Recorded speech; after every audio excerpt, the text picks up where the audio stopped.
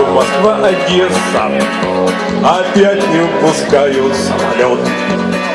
Но вот прошла всех синям стюардесса, как принцесса, надежная, как весь гражданский флот.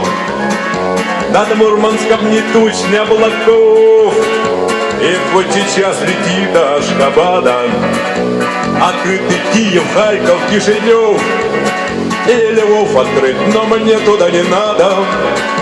Сказали мне, сегодня не надейся, и не стоит уповать на небеса.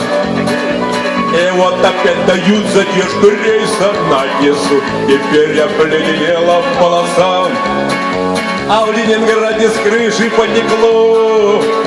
И что мне не лететь до Ленинграда? В Тбилиси там все ясно, там тепло, там чай растет, но мне туда не надо. Я слышу, ростовчане вылетают, а мне в Одессу надо позарез. Но надо мне туда, куда 3 дня не принимают, и потому откладывают рейс. Мне надо, где сугробы намело, где завтра ожидают снегопада. А где-нибудь все ясно и светло, там хорошо, но мне туда не надо. Отсюда не пускают, а туда не принимают. Несправедливо грустно мне, но вот нас на посадку скучно стюардесса приглашает, надежная, как и весь гражданский флот. Открыли самый дальний уголок, который не заманят и награды. Открыт закрытый порт Владивосток, Париж открыт, но мне туда не надо.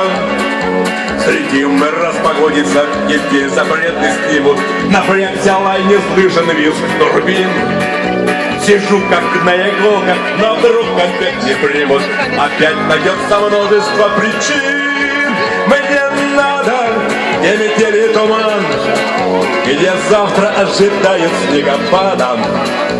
Открыли Лондон, Дели, Магадан. Открыто все, а мне туда не надо. Я прав, хоть плачь, хоть смейся, но опять задержка рейса, и нас обратно к прошлому ведет. Вся стройная, как тут, а стюардесса мисс Одесса, похожая на весь гражданский флот. Опять дают задержку до 8, и граждане покорно засыпают. Мне это надоело, черт возьми, и я лечу туда, где принимают. Мне это надоело, черт возьми, и я лечу туда, где принимают.